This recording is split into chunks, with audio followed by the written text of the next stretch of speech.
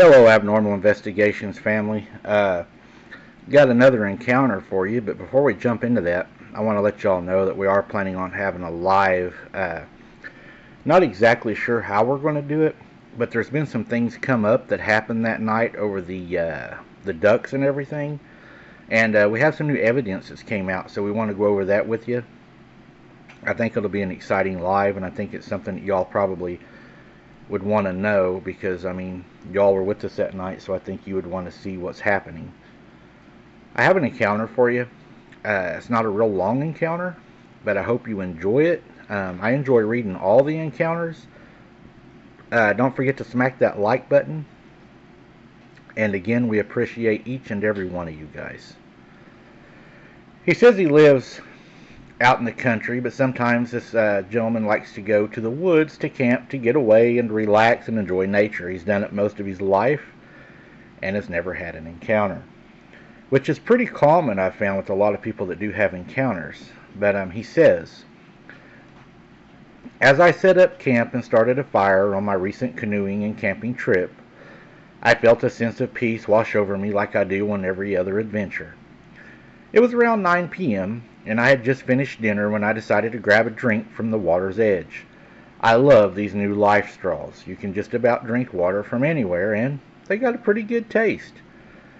And that's when I heard a big splash, like something had been thrown or dropped into the water. I didn't think much of it, and I kept walking towards the edge of the water.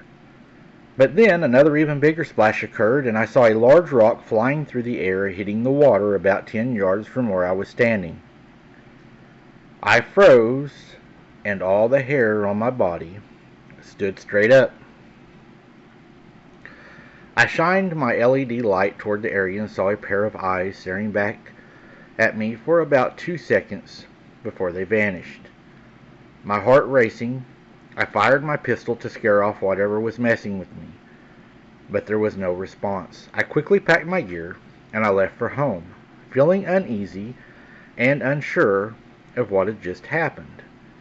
The next morning, I returned to the site to investigate, and I did hear something rustling in the brush. Then, I heard knocks on a steady pattern of 3.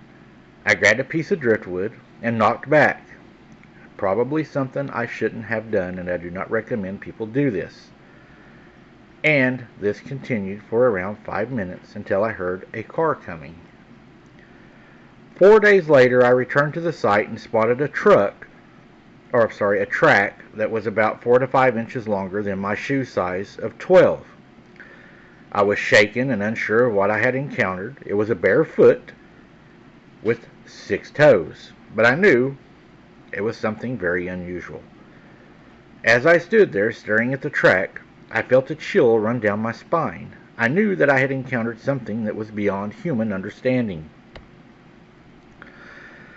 And I had questions, and it kept racing through my mind. What kind of creature could have made this print? Was it a human? Was it a large man? Or was it something of the stories and the folklore that you hear at campfires?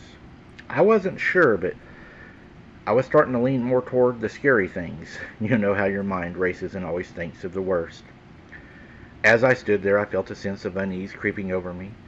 I knew that I had to get out of there. I just had that feeling on me. I felt the dread, the heaviness of the chest, the shakiness, kind of even the sick feeling. So I wanted to leave the wilderness and return to civilization as soon as I could. But as I turned to leave, I heard a strange noise behind me. It was a low, guttural growl. It seemed to be coming from the same direction as the track. Sorry guys, I don't know why I keep saying truck. I spun around trying to see what was making the noise. But there was absolutely nothing there. The growl seemed to be getting louder, and I knew that I had to get out of there fast. I turned and ran, not stopping until I was back at my canoe, and man, was I paddling that thing harder and faster than I ever had. I honestly became winded and had to slow myself, my pace, and my breathing. As I looked back, I saw something moving in the trees, something large and imposing, but I didn't stop to look. I just kept paddling, trying to get as far away from the wilderness as possible. I didn't stop until I was back at my vehicle, driving away from the wilderness and back to civilization. As I drove away, I couldn't shake the feeling that I was being watched. I had this glooming fear over me, kind of like paranoia. I kept looking in the rearview mirror, expecting to see something following me, but there was never anything there. When I finally got home, I was shaken. I couldn't stop thinking about what had just happened and the things that I'd just heard and seen. The eyes, the rock, the track, and the growl all kept replaying in my mind. I knew I had to tell someone about what had happened, but I was hesitant. I didn't want to be ridiculed or dismissed. So I kept it to myself, trying to process everything on my own. But the encounter left me with more questions than answers. What was the creature? Was it a bear? Was it something more sinister? And what did it want with me? That's when I started researching, and I found your show. And let me say, it was highly recommended by those in the cryptid field. I've been back to those woods several times since then, but I've never seen or heard anything unusual again. Maybe it was just a one-time thing, or maybe I was just lucky to get out of there alive. But maybe they are no longer there and we're just moving through that day and we ran across each other. I don't think they meant to hurt me, and maybe just wanted to scare me away. Sometimes I believe these creatures are not always out to hurt us. I could be wrong, and I wouldn't want to be face to face with one to find out for sure. I still think about that encounter, and I tell the story over and over to my family. It is amazing and scary at the same time. It makes you want to see more, but not want to see more. You know what I mean? It's hard to explain. Thank you for sharing my story, Mike. Continue with your channel. I believe it's the best out there. I truly do. It's a no BS, no hyped up stories. They're told as they happen, and I believe that is the most important. I appreciate that. And I agree with you. I think a lot of times that whenever we do go to these places, we happen to run across them. I don't believe that these creatures migrate, and that is just from experience of being at my granny's house because they were there year round. I do believe that they move locations and have a large area that they travel and live in. I believe their areas are larger than what some people think, and I believe that they're not always in the same area. Sometimes when you go there, that they're in another area that may have more food, water, plant life, vegetation, nuts, berries, etc. And in the winter, you're going to move deeper because you're not going to have the cover you have in the summer. So I believe they occupy a large area, but I don't believe that they actually migrate. I believe that some of them may be like humans. They may move away to other areas to keep from overpopulating an area. Like, a child turns 18, he decides to go out into the world and get a job, and he ends up moving away with his own family and then find their own place. I believe that happens. I also believe there are rogue ones that are kicked out of clans that make their own clans with other rogue ones, and I believe that is a very dangerous clan that you can run across. I believe that is a good possibility. What do you guys think?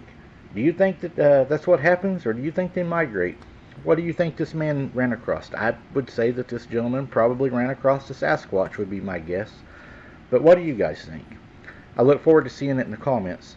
And again, guys, thank you so much for your support. It means so much to us, and we look forward to sharing another video with you and some more boots on the ground on the way, some more investigations at different places we've been looking at, some places we've been told about. And with all the donations you guys are sending in, it's going to enable us to be able to hopefully do these things. Thank you so very much. And until next time, keep your head on a swivel and don't be something's dinner. We'll see you on the next one, guys.